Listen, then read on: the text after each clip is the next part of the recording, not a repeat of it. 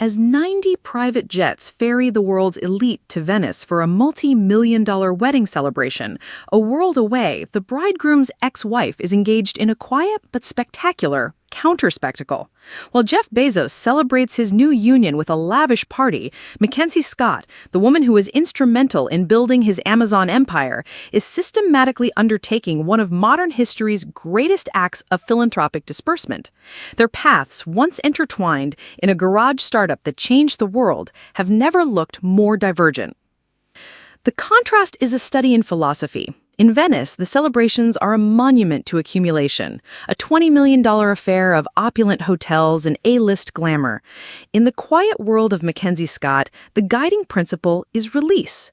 Armed with the $38 billion fortune from her 2019 divorce, Scott has embarked on a mission to give it all away, pledging with literary gravity to continue until the safe is empty. Contrast is a study in philosophy. In Venice, the celebrations are a monument to accumulation, a $20 million affair of opulent hotels and A-list glamour. In the quiet world of MacKenzie Scott, the guiding principle is release.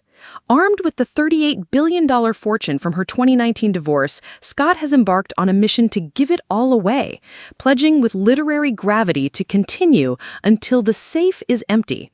To date, her yield-giving foundation has dispersed over $19 billion to more than 2,400 organizations, often with no strings attached, a radical act of trust in a philanthropic world rife with oversight. To understand Scott's extraordinary mission is to understand the intellectual and emotional framework that guides her. A novelist by training, praised by the legendary Toni Morrison as one of the best students I've ever had, Scott communicates not through press releases, but through thoughtful essays peppered with poetic wisdom. She draws on the words of author Annie Dillard to explain her urgency. Anything you do not give freely and abundantly becomes lost to you. You open your safe and find ashes. This is not just a charitable strategy, it is a deeply personal creed, a conscious rejection of hoarding. Wealth, she acknowledges, is disproportionate. This philosophical divide is made more poignant by their shared history. It was Scott who drove the car cross-country while Jeff Bezos wrote the initial Amazon business plan. She was one of its first employees, handling accounting and logistics in the early, precarious days. They built an empire together. Yet, in the aftermath of their union, they have drawn starkly different conclusions about the meaning of its spoils. While Jeff Bezos' life now embraces the public trappings of mega-wealth, the yachts, the parties, the space flights, Scott turned inward, seeking to dissolve the very fortune that defines her public identity. Inspired by the poet Rumi, burn, become light and heat and help, melt. In the end, two legacies are being written.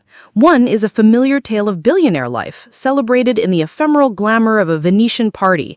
The other is a quieter, more radical story about the responsibility of wealth, authored by a novelist determined to ensure her safe contains not ashes, but the seeds of change for thousands.